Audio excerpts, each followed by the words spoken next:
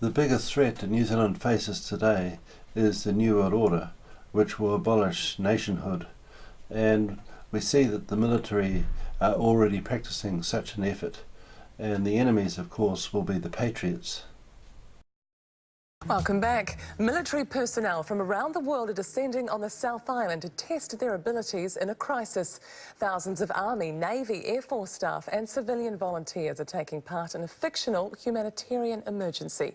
Ryan Boswell reports. The big boys have been called in. The United States military touching down in Westport to help take back control of a country that doesn't exist. So there's a lot of harassment going on, a lot of protests that are getting more and more violent. These military personnel from 8 countries, including France, Canada and Fiji, are playing pretend as part of their training.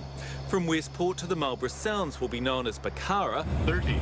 A fictional South Pacific nation that's fighting for its political survival after years of economic unrest. They've become a very unstable country. The patriotic movement here has been able to step in to avoid that the police force has not been able to fill. Hundreds of volunteers are playing along, including the Mayor. Well, as the President, I have the calling in and asking for assistance of New Zealand Armed Forces. And the Ministry of Foreign Affairs. I'm playing the High Commissioner here. So far, they've managed to secure the airfield.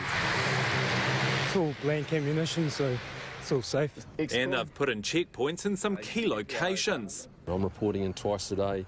They're reporting up through the chain. We're trying to keep the government agencies informed about what we're doing as well. They're trying to make the scenario as real as possible for these 2,500 troops that are here for a month-long exercise, and that means no hotels, but a simple tarp to sleep under. You come in here, you secure the population, but also you've got to back it up with an election, with economic reform, security sector reform, so it's much bigger than just the security forces on the ground. This operation winds down at the end of the month. Until then, this community can expect plenty of action. Ryan Boswell, One News.